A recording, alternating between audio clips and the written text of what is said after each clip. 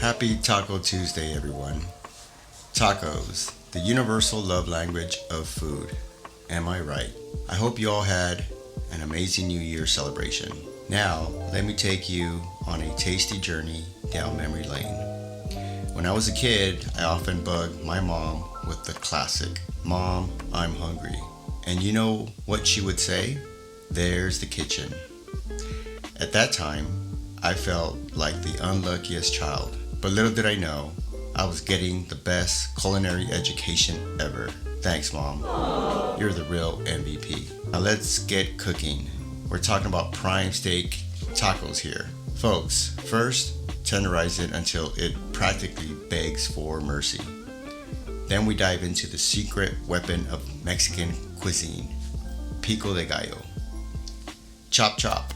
We're dicing up onions, garlic, tomato, cilantro, red and yellow bell peppers.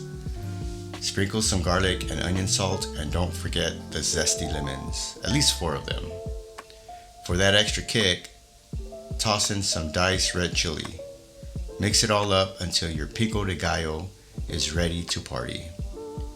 Wrap it up and pop it in the fridge. Now back to the steak. Sizzle it up in a hot skillet with a drizzle of olive oil, salt, and pepper. You'll know it's time when the mouth-watering aroma hits you. And today, we're swapping out the corn tortillas for some Carb Counter Flower tortillas. Don't worry, they're still going to taste fantastic. Oh, did I almost forget the wine? Never, ever forget the wine. Place your tortillas on a plate, pile on the juicy steak and veggies, and there you have it. Simple, easy, and oh so delicious homemade steak tacos. Enjoy, my friends, and let's taco about the good times. Taco Tuesday fun. Enjoy.